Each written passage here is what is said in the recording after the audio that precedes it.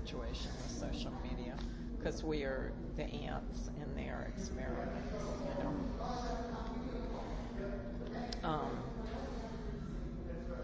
Let's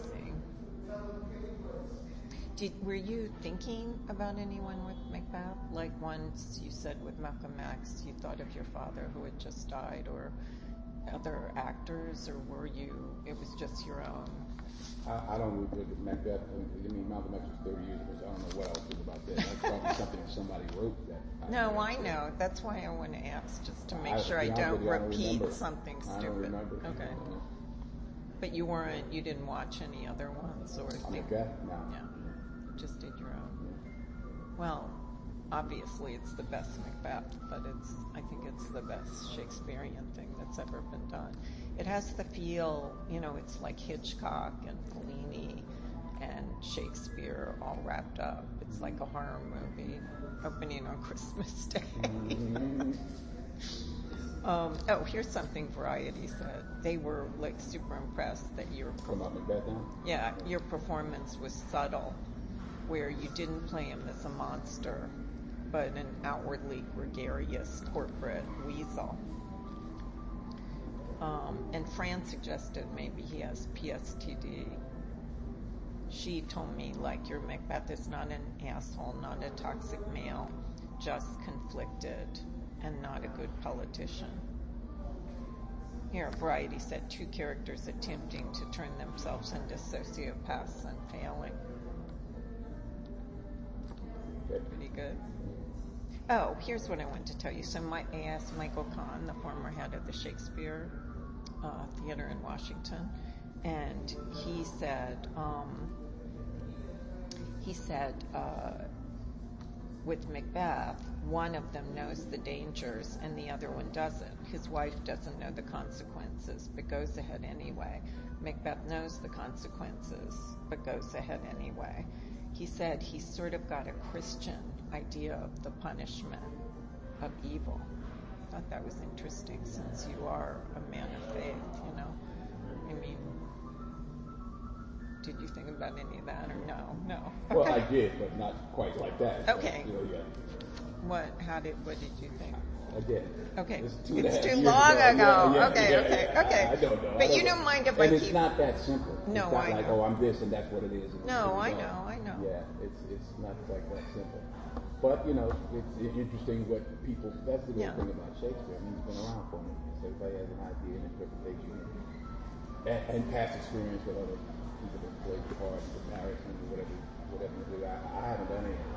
So I don't. Well, you know, a lot of people think that more about Taming of the Shrew, but somewhat about Lady Macbeth, that it's, you know, anti-feminist because she gets the blame.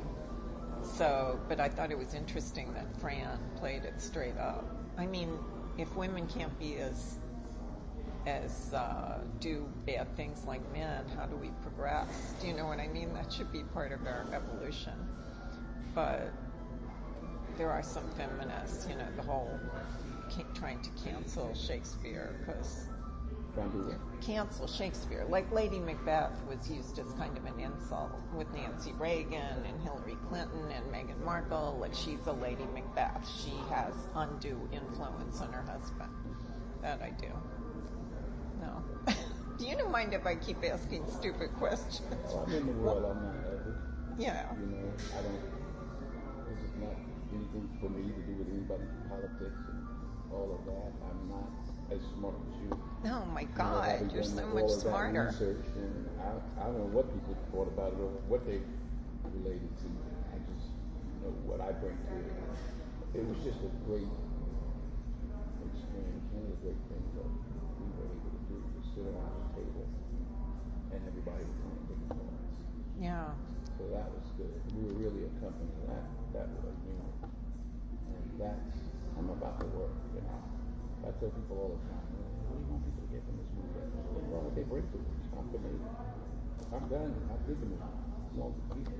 Right. It's not for me to interpret it. What you feel about it, how you compare it to something else. You know, people will dissect it, and you know, I'm not even there. I'm somewhere else right now.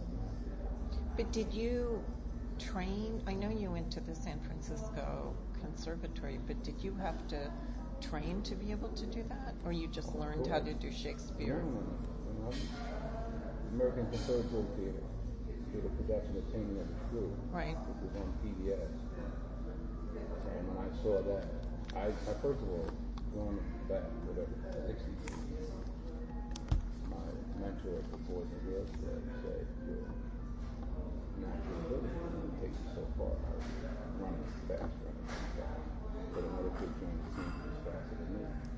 So the teacher, my mentor, at the club to see how it affected me. So, don't worry about it. He's faster, but he doesn't know how to run. He doesn't know how to pass the time. He doesn't know how to run the code. Your natural ability can only take you so far.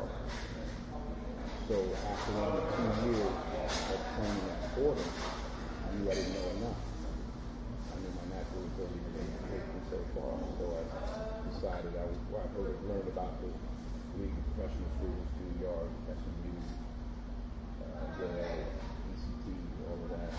And I knew I wanted to work on the foundation, so that's why I went there. Back when I leave here, I'm going to sit down with one of the first people I met in my class and saw and seen things, a fellow named Delroy Lindo. Oh, wow, I love Delroy him. and I were the same thing. Yeah, that's so cool. Yeah, great eye, great eye. What was I going to ask you? Oh, Todd said that sometimes when you're working with young actors or whatever, you have to keep telling them to say it like they would say it. Actually, it's analogous to writing. You know, I always tell people, try and do it like you would write a letter to a friend. Like, don't overthink the formality of the writing. But did you have to, train yourself? This Shakespeare is the most naturally spoken Shakespeare in history, where the words are spoken. Who said that? Me. Oh, okay. Yeah. Okay. I mean, Marlon Brando, Tom Hanks refers to you as our Brando. Say that again? I was emailing with Tom Hanks, he refers to you as our Brando. Oh, does he really? Yeah, he says you're a cross between Brando Nicholson and Laurence Olivier. But I didn't really like Laurence Olivier, so he overacted, I think. But did you have to learn how to do that, or did that come naturally? I don't know what that is. That's something Tom Hanks said. No, not that. About how you can make Shakespearean verse sound like you're talking to me now. It's crazy. Yeah, it's amazing. But is that something you have to work on, or you always had that? That's 45 years of training. Yeah. And experience. When I interviewed a long time ago Paul Newman, he said that as he got older, he distilled his acting. He simplified it. And when he looked back at his young performances, they just seemed way over the top. I didn't agree with him. I loved the young performances and the older ones.